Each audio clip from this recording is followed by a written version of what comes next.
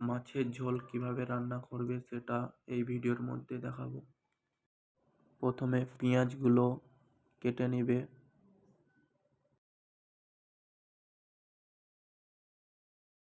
আলুগুলো লম্বা লম্বা করে কেটে নেবে,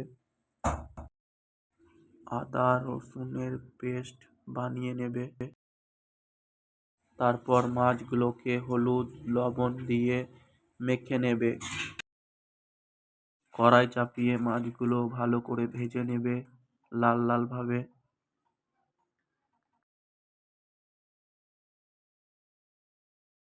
ওই তেলে আবার আলুগুলো ভেজে নেবে। কেটে রাখা পেঁয়াজ কড়াইয়ের মধ্যে দিয়ে ভালো করে নেড়ে চেড়ে ভেজে নিতে হবে লাল লাল করে। ভালোভাবে যখন ভাজা হয়ে যাবে তারপর আদা রসুন লঙ্কা বাটা তার মধ্যে দিয়ে দিতে হবে।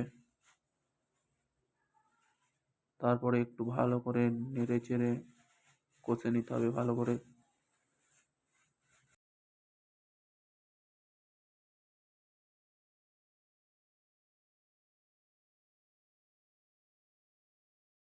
এরপর পরিমাণ মতো জিরা গুঁড়ো ধনে গুঁড়ো হলুদ গুঁড়ো দিয়ে দিতে হবে।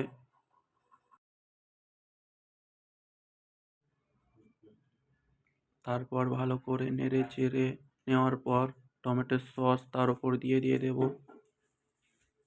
টমেটো সস দেওয়ার পরে আরেকটু ভালো করে মশলাটা কষিয়ে নেব।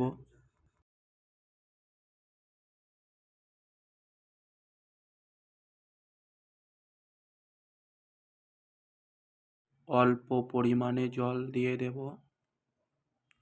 ভেজে রাখা আলু দিয়ে স্বাদ মতো লবণ দেব।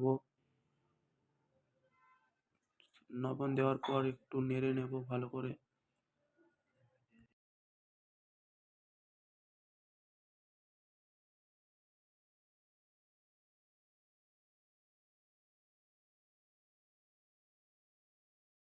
এক গ্লাস মতো জল দিয়ে দেব।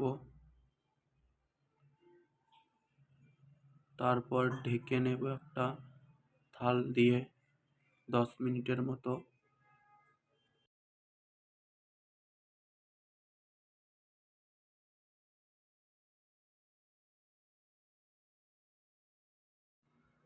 তারপর ভেজে রাখা মাছগুলো দিয়ে দেব।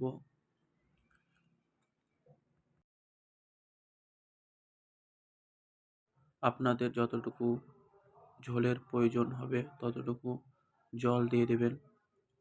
আমি 2 গ্লাস দিয়ে দিলাম।